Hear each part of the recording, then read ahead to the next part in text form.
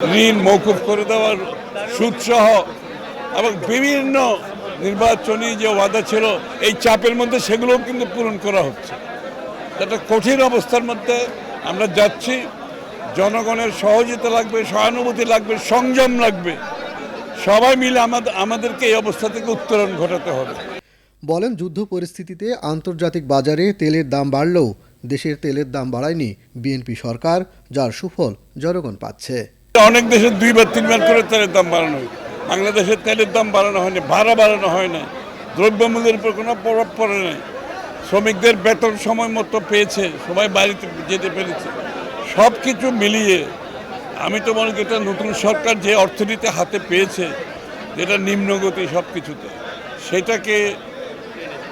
সেটাকে সঠিক জায়গায় আনা, এই যুদ্ধের পরিস্থিতি সামলানো, সব কিছু মিলিয়ে এই পর্যন্ত দেশটা যেভাবে চলছে, আমরা আশা করি দেশটা এইভাবে যদি চলতে পারে, আমরা সকলে মিলে চালাতে পারি, তাহলে আমাদের যে গণতান্ত্রিক অধিকার মাধ্যমে জনগণের নির্বাচিত সরকার যে সরকারের উপর আস্থা রেখেছে, সেই আস্থাটা সরকার যাতে অটুট রাখতে পারে, সবাই মিলে কাজটা করতে হবে।